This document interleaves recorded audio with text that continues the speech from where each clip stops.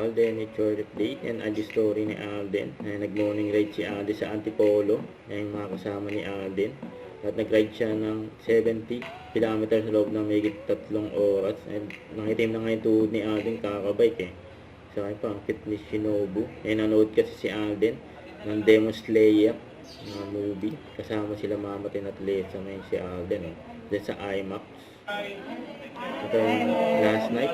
Sa awards night. Ayan, ang guwapo pa na ang ganda yung smile ni Allen. Patingin sa likod. Congrats kay Alden. How do you set your boundaries? Right now, because I underwent depression, mas kumapal siya. I don't let anyone in instantly. Parang yung things before na parang madali ako magtiwala is hindi na siya ganun ngayon.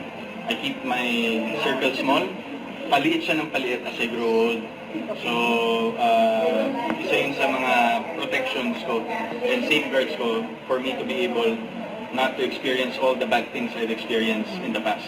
Sorry, pahabol pa pala. What's in store pa for Myriad aside from the courtroom drama that ipapalabas na?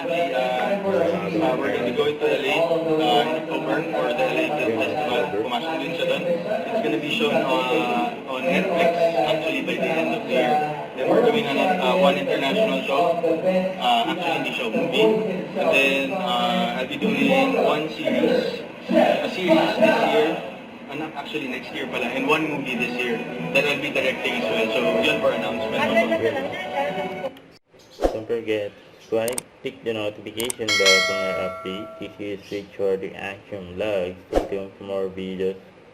See ya.